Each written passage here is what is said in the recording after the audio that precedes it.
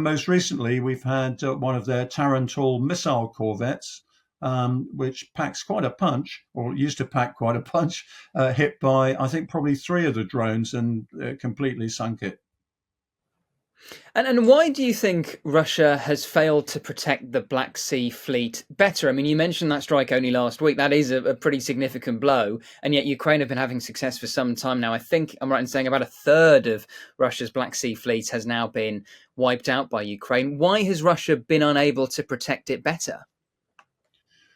Well, I think we have to accept that because the Bosphorus is shut to combatants, the Russians aren't able to actually replenish their fleet with new warships from the Northern Fleet or indeed the Baltic Fleet. So they've got a bit of a problem in that sense. Hello and welcome to Frontline for TimesRadio. I'm James Hansen, and today we're talking about the latest on the war in Ukraine with Rear Admiral Dr Chris Parry. Chris spent 36 years in the Royal Navy commanding HMS Gloucester and HMS Fearless. He's also been on operational and combat tours in Northern Ireland, the Gulf and the Falklands, and he's now a strategic forecaster and commentator. Dr Chris Parry, welcome back to Frontline. Thank you. First of all, I just wonder if you can give us your assessment on where you think we are in the war at the moment.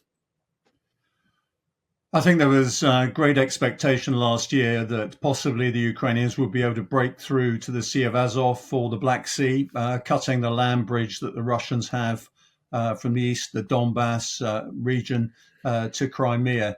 That didn't materialize for a number of reasons, principally because the Russians had fortified the area to the east of Dnieper River with about 3 lines of trench systems, mines, and other obstructions that meant it would be difficult for any army to penetrate that level of fortification.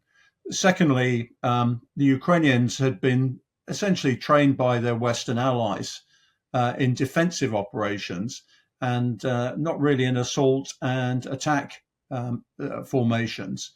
So I'm afraid to say that the very minimal capability that Ukrainians were able to bring to bear didn't have much impact, I'm afraid, on the Russian defenses. And thirdly, the Russians actually had learnt from their first year or so in Ukraine about how to do combined operations. And they were joining up units and formations much better than they had been in the past.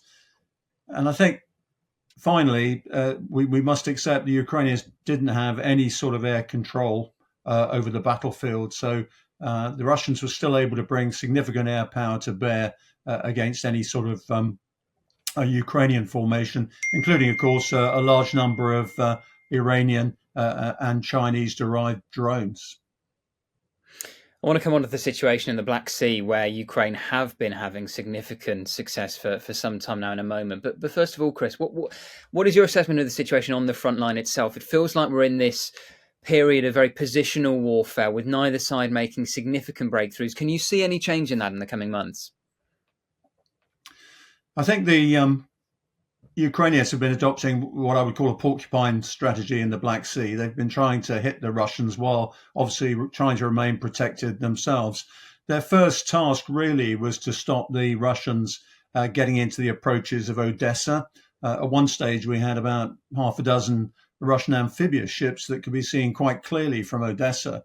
The Russians made the mistake, of course, of putting the Moskva far too close inshore to defend those units, and they were hit by anti-ship missiles, Neptune anti-ship missiles, and also the Ukrainians mined the approaches to Odessa and the whole northwestern part of the Black Sea, so it became very untenable for the Russians to actually stay there.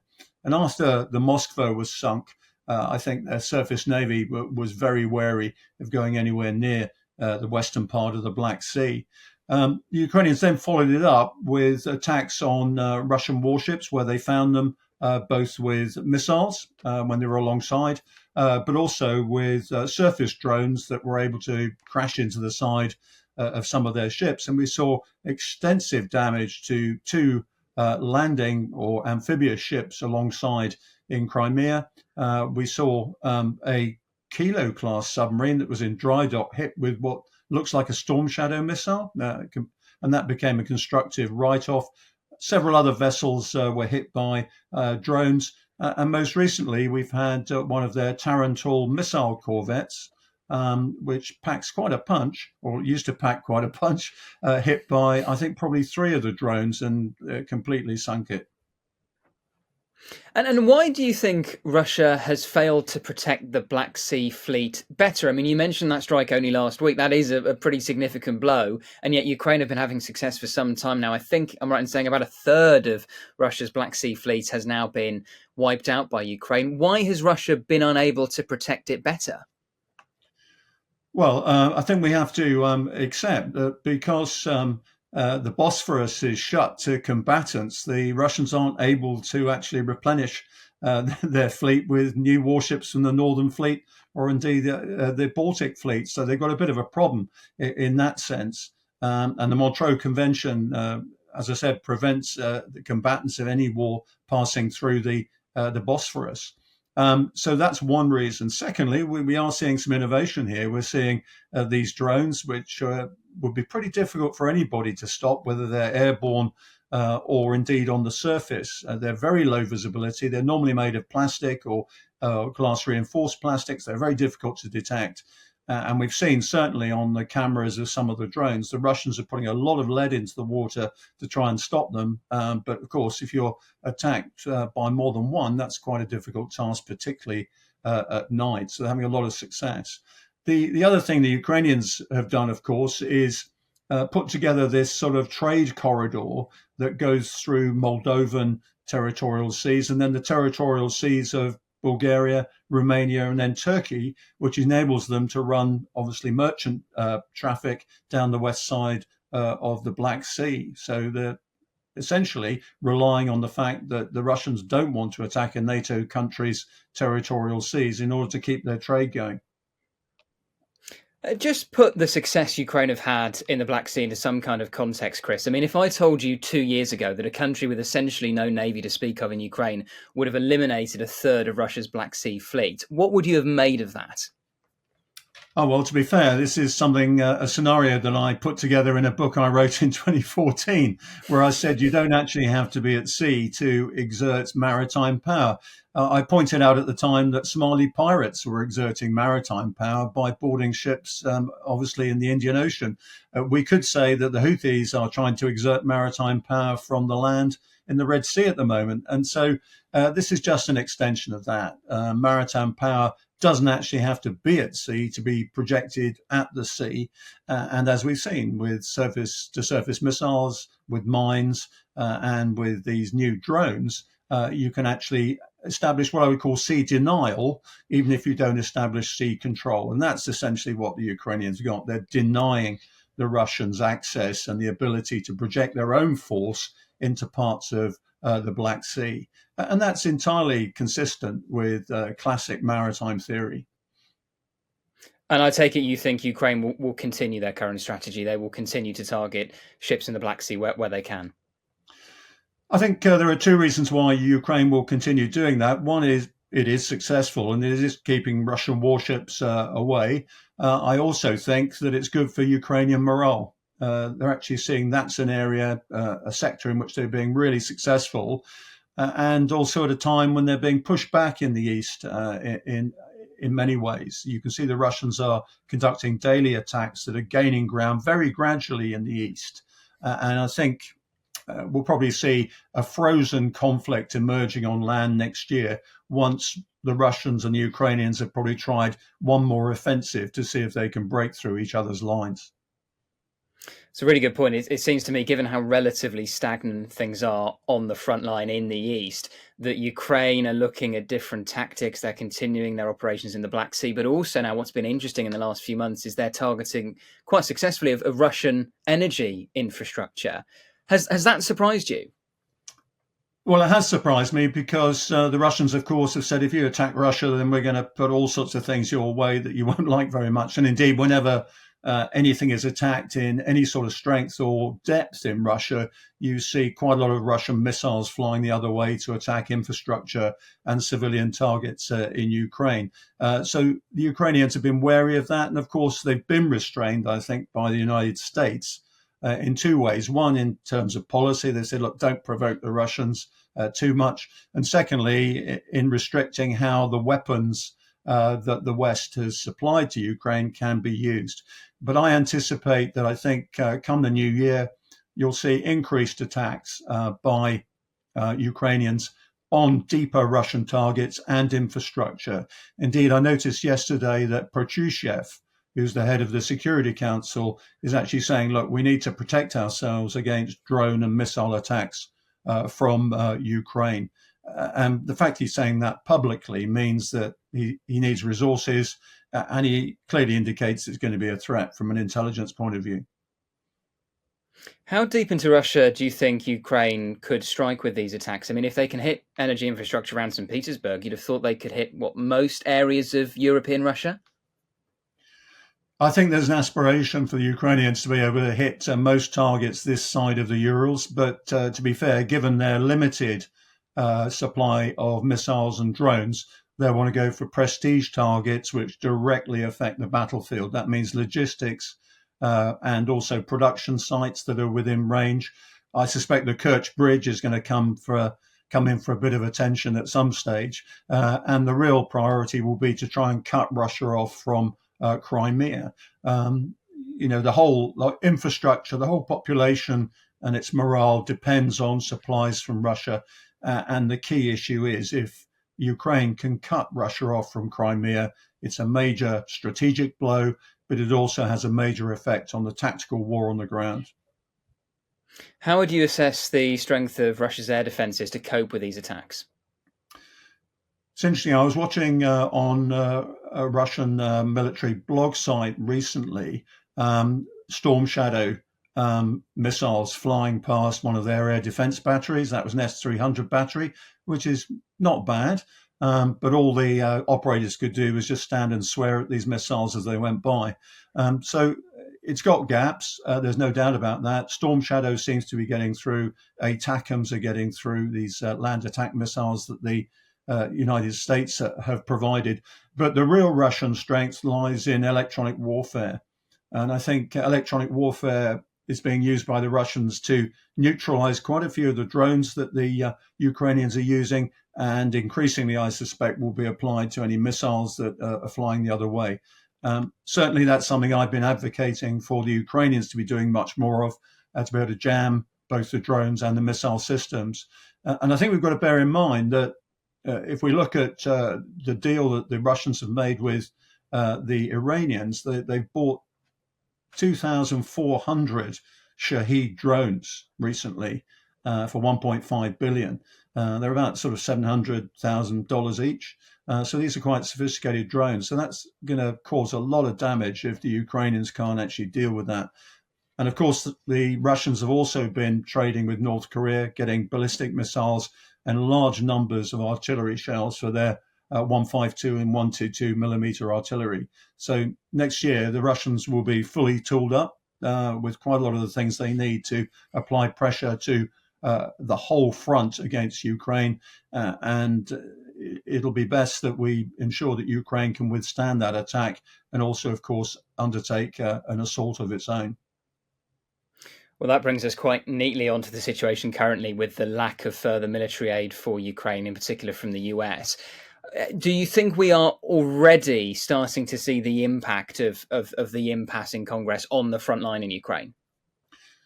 Yes, it's quite interesting looking at what's going on at the moment. The Ukrainians are trying to develop their own defense infrastructure and production lines. Obviously, they're under attack quite a lot of the time, but they have tremendous expertise. Before the war started, they were well known for producing armaments and also aero engines, which the Russian Air Force used, ironically. So that's going well. The EU, which has already donated 138 billion to the war in Ukraine, has just authorized another 55 billion. Rheinmetall and other major arms manufacturers are producing the 155 millimeter rounds that the Ukrainians need. And in many ways, Europe is balancing up the deficiencies and delays that are occurring in the United States. But I anticipate before the campaigning season starts that we'll see a very rapid resupply from the Americans of the sort of things the Ukrainians need. initially to defend themselves, but also later to assault the Russian positions. I think it'll be very interesting, as I said, to see how it plays out. I suspect there'll be one major assault from each side. If they're not successful, I anticipate probably they'll come to terms next year.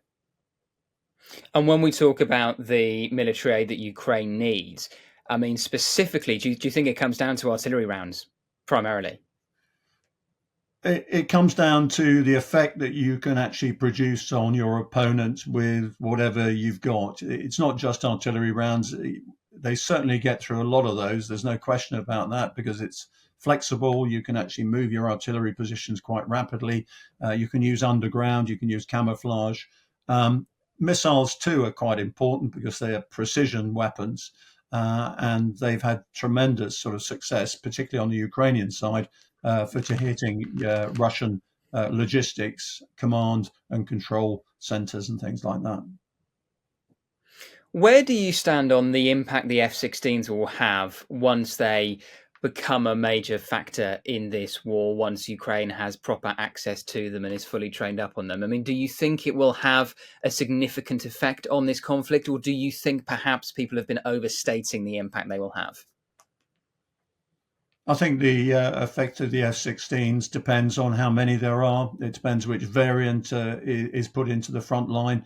In many ways, it's not the aircraft itself, it's the avionics and the weapons that can be hung on them. And we'll see how that applies. I haven't yet seen what the package is, but the fact of life is they've got to be survivable. That's the first thing. And secondly, they've got to be able to add something to the battle. They don't fit F-16s with long-range anti-air missiles, so the Russians will be looking for them. I suspect they will be replacements very much for the MiG-29s that the Ukrainians have been using and losing, of course. But, of course, they're much more agile, they're faster, and hopefully the avionics package will give them a greater survival and hit rate than we've seen up to date. Has it surprised you that since the start of this conflict, both the US and the EU have not done more to ramp up military production? We believe if this aid package does get approved by Congress at some point in the next few weeks or months, that there will be a significant ramping up of artillery round production. But, you know, a lot of people would say this should have been happening 2 years ago, and the same in the UK and the EU. Has that surprised you, Chris? It hasn't surprised me for two reasons. One is the Biden administration has been really nervous of tweaking the bear's very short tail and seeing that the Russians actually act in ways which we wouldn't want them to do, including flourishing nuclear weapons, of course. I think it was always a bluff because the consequence of the Russians using nuclear weapons in Ukraine would be so great, not least the fact that the radiation fallout would drift downwind towards Russia. So that's one reason why you might want to not use it. But there are other deterrence reasons why you wouldn't want to use a nuclear weapon. So there was a bit of nervousness in the Biden administration about provoking Russia too much. I think that was the first aspect. But the second aspect simply is we didn't actually have enough in the locker. One of the big problems I alluded to in a book in 2014 called Superhighway is that our opponents could actually see the bottom of our locker in terms of ammunition, in terms of logistics, and in terms of manpower. And I'm afraid to say that in February 2022, apart from the Americans, the Europeans didn't actually have much hardware to give. We're ramping up production now. We're trying to increase our own depth and resilience. But yeah, the cupboard was not bare, but it was pretty scanty. I remember when Argentina invaded the Falklands, I was in a ship off Gibraltar. We were in an exercise at the time, and we were 98% stocked to war stocks. And we topped up to 110% of war stocks from another ship before we went south, but it only took us a day to do that. There's no way we would be able to do that now. So our alert states have got to improve in future in the face of the threat from Russia. And one of the things I've been pressing on MPs recently is everybody's used to a deterrence posture. We've now got to move to a defense posture, and it's subtly different. We have to be prepared to defend ourselves. In the past, you just have to provide enough military capacity and capability to make your opponent think it's not worth his while. I'm afraid to say, with Russia, China, Iran, and North Korea now really sounding belligerent, we have to be as prickly as anybody else in showing how we would defend ourselves, and of course make the costs of their aggression much more than anything they could benefit by. And from those conversations you've been having with MPs in the UK and others, do you think people are starting to get it? No, I don't. I'm afraid people have been talking the talk for so long that they're starting to believe it. I'm afraid we have to recognize that we are in a situation today which is very much like the latter part of the 1930s. We're faced by authoritarian, in those days, of course, fascist and communist powers who wish to do us and our interests harm. And I'm afraid, I've luckily had a life where we've had continuous 70 years of peace. My experience as a historian and as a military officer is that peace doesn't keep itself. And we do have people in authoritarian countries who threaten our interests. And they're acting in concert. As we've seen, Russia, China, Iran, North Korea are trading armaments between themselves. They're looking out for each other's geopolitical interests. And I have no doubt that with Russia pressing on Ukraine, Iran pressing on Israel and the greater Middle East, China on the South and East China Sea, and I think probably this year as well, North Korea will be putting pressure on South Korea. You're seeing what I call the axis of autocracy, putting pressure on the Americans in particular and the free world in detail and keeping us off balance. Happily, we are starting to wake up and see the threat. But it is, as I said, very much like 1936 to 1939. There's got to be real recognition that if you deny this threat, then you're simply appeasing dictators now, just as in the 1930s. And we have to, again, as in that time, think about rearmament and putting in place proper defensive measures in order to deter effectively. It's really interesting. I was only speaking yesterday on Frontline to Peter Apps, who's written a new biography of NATO, and I asked him that question about, how does he assess the risk of a full-scale conflict between NATO and Russia, or indeed the West more broadly, and Russia, and indeed potentially with China and Iran. And he said he reckons maybe about a third, probably 1 in 3 he sees as the prospect of a kind of full-scale World War III, even if you want to put it in those terms. How would you assess that risk, Chris? Well, if you'd asked people back in the late 1930s about assessing the risk, they'd have said in conceptual terms high, but I don't see how it's going to happen. And I'm afraid that is the case with world wars. You don't actually see how they're going to happen. It normally is a trigger that joins up a lot of dots. Right now, we've got a lot of dots around the world, lots of flashpoints that could all join up, and suddenly we're in a world war. It won't be our choice, though. The initiative lies with these autocratic powers. And if they choose to go to war with us or choose to test more seriously how we want to live our lives, how we want to project our interests, then Trotsky's famous quotation applies. And that is, we may not be interested in war, but war will be interested in you. And that's what we have to worry about. Everybody...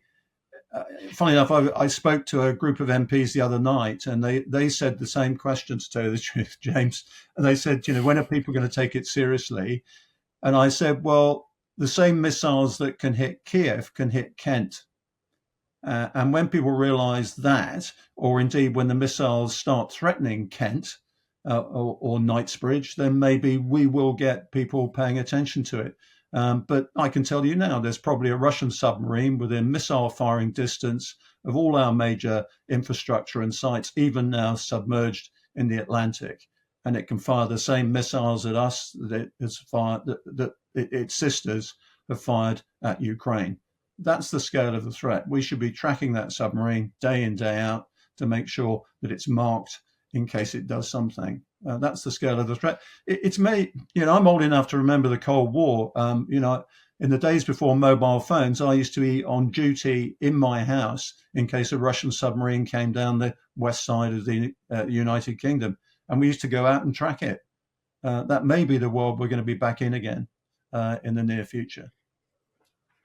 How then does that need to be communicated to people more broadly? Because a few weeks ago we had this discussion around whether a form of conscription might be needed in the UK in future, and a lot of the commentary around it almost scoffed at it, suggested it was hyperbolic and completely unrealistic. And maybe you think to a degree it isn't realistic in the short term, but it struck me from the reaction to that maybe a lot of people aren't fully aware of the threats that the world is facing. There's no doubt that people aren't aware of the threats or their immediacy, to tell you the truth. But I must stress the initiative does not lie with the free world in this. It lies with the autocrats who will choose where and when they want to play this game. The point that I made in relation to this is conscription rather confuses the picture. What we need to do is say, look, if we're in any future war against any of these powers, this will be a war by society against these powers. It'll be, the whole of democracy trying to defend itself against essentially what is an ideological opponent, just like in the Cold War. So we have to mobilize the whole of society in this respect. It's not just about the armed forces. So we have to know how we would react, for example, if our power system was attacked. We'd need to be able to declare a national emergency to make sure that could work if our railways were attacked. So what are the plans for that sort of thing? How can we mobilize our manpower? How can we make sure we've got the legislation in place to be able to deal with that? It's not just a question of funneling people into the armed forces. My own view is that we, as I said earlier, we can't afford to let our opponents see the bottom of our locker. We need to see an unlimited chain of availability of personnel, all sorts of specializations and technological expertise, all the way back to the millions that work in our civil society. And unless we can adopt a comprehensive approach to that, we won't have an intelligent conversation about what is required to defend our society and maintain our security. And we also won't have the tools available to resist. And I'll give you one example. We're going to need thousands of cyber experts to resist the sort of cyber attacks that we would have in a major conflict. We're going to need to be able to access all our space facilities. Obviously, the Americans would help with that. But how we mobilize and how we energize society to face the threat is not just something that we do in wartime. We should be doing it now, because those four states, Iran, China, Russia, North Korea, are in strategic competition with us every day of the week. It is not just at war. So we're seeing the Chinese, the Russians, all trying to undermine and attack our infrastructure. They're conducting cyber attacks. They're also nibbling away at various freedoms that we have around the world. So if you go into the Arctic now, the Russians will shadow you and try and see you off. If you're operating in the South China Sea, you're going to be hassled by the Chinese. It's as simple as that. And the Iranians, of course, with the Iranian Revolutionary Guard, are exporting all sorts of issues around the Middle East, Red Sea, and using their proxies to annoy everybody. They're out there now. That's the point. And we need to mobilize and we need to focus people's attention on resisting these threats to our freedom. Chris, we always appreciate your time. Thank you so much for joining us today on Frontline. Thank you for watching this episode of Frontline for Times Radio. For more on the war in Ukraine, subscribe to the Times Radio YouTube channel. Listen to Times Radio on your digital radio, or you can read the Times online with your digital subscription or in print. Thank you and goodbye.